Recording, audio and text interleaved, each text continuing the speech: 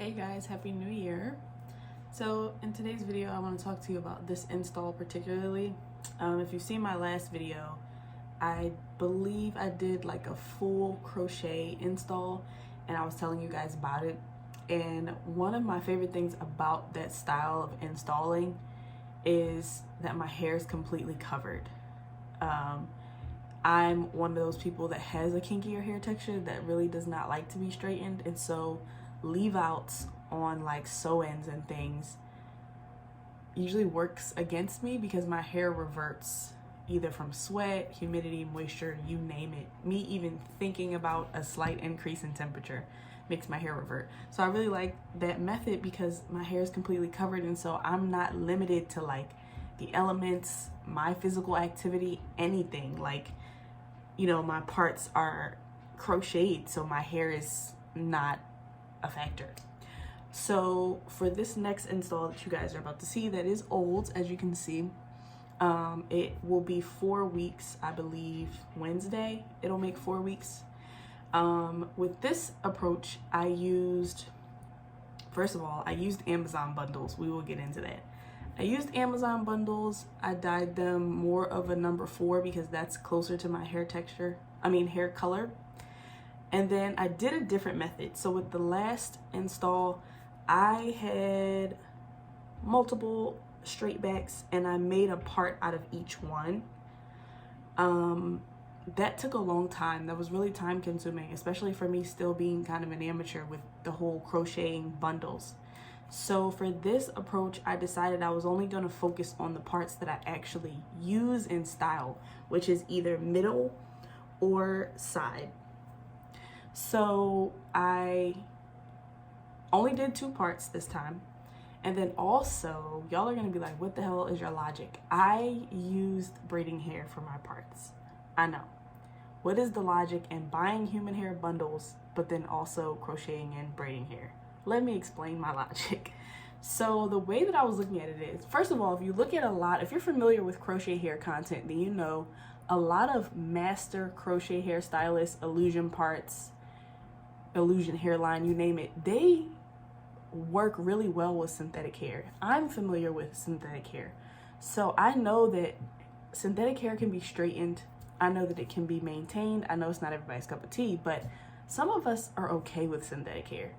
So I knew that about myself. I also knew that braiding hair and synthetic crochet hair is something that can be looped a lot better than bulk human hair. You would have to buy like super long lengths, like 26 inches or more, to be able to like loop it so that it ends at like a good length. And I knew that I would have more room and it would be easier to loop with braiding hair. So that was my logic. Like, okay, I'm gonna wear it straight anyway, so maybe it'll blend. I was hoping. I didn't know for sure, but I was hoping. So between it being easier, cheaper, and I knew I could straighten it. And as you can see, like, the only real difference is like the colors and then the shininess because it's synthetic. But as it gets oily from product and stuff, that blends in as well. So that was my logic. I get if it doesn't make sense. Y'all can ask me all the questions, but that was my logic. It was easier to crochet in than crocheting wefts. I also could crochet in smaller pieces than I could on wefted hair, at least from my technique and what I can do right now as an amateur. I used a very tiny latch hook. I'm trying to get it out for y'all out of this package. This is how small my latch hook was. So you understand what I'm saying now? Like, being able to crochet with this is like pin size. Being able to crochet with this would be much easier on pre-looped hair than on a weft, because you know when they're sewing the weft, a lot of the weft has like those small short pieces of hair, and it just doesn't lay right when you're trying to do something this small and create an illusion part that looks like that. So that was my logic. I do want to try it with human hair though.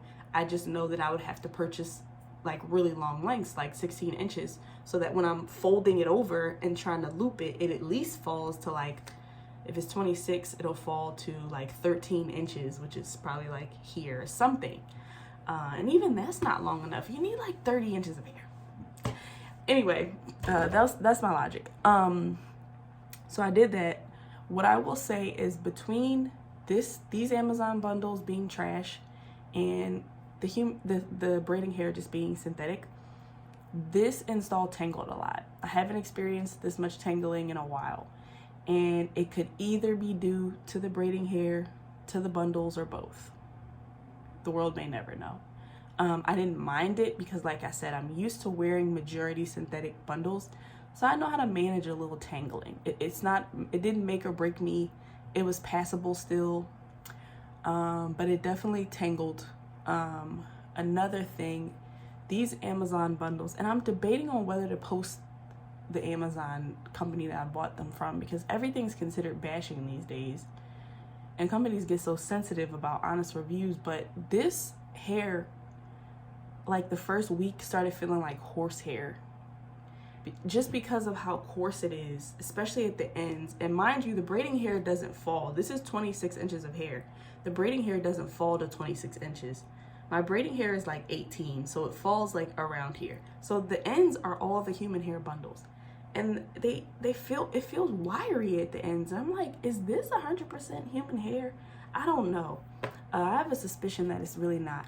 Also, like I said, I colored the bundles, so I had to bleach them a little bit to get them to lift enough so that the brown could come in as brown, like a cool brown.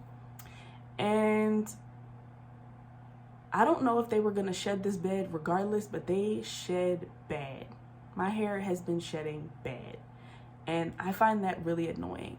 Again, I'm not really too pushy about these things, but I find it really annoying how much this hair shed. Another reason I wouldn't suggest it. As far as how it takes color, I can't really tell you just because I didn't lift it too much. But I do feel like it's a little orangey or red. And I wasn't going for chocolate brown, so I feel like it comes off a little chocolatey. But that could be a user error. Like, I'm not a colorist, so that could be my fault. I can't really blame that on the company because I don't know. But for the most part, the quality of the hair was just eh. But I will take some responsibility for that because I was in a time crunch. I never buy bundles on Amazon, but Amazon ships faster. So I was in a time crunch, I was on a budget, and so this is what happened. I ordered from Amazon. I did read the reviews, but but yeah, this is 26 inches of hair. It's Amazon bundles, and then my parts and my perimeter are the braiding hair. My perimeter looks like trash because it's 4 weeks, and it's also no teasing. So if you're familiar with crochet installs, you know that like you need to manipulate and tease your parts to make them look more realistic. But I'll still show you the growth from 4 weeks. And this is the side part that I rarely used because I didn't really like the way that I installed it. So this is my side part. No teasing again, keep in mind. I did like anchor braids, and I don't know if for the next install, I think I'm just gonna do a natural sew-in because I think I need to give some TLC to this area.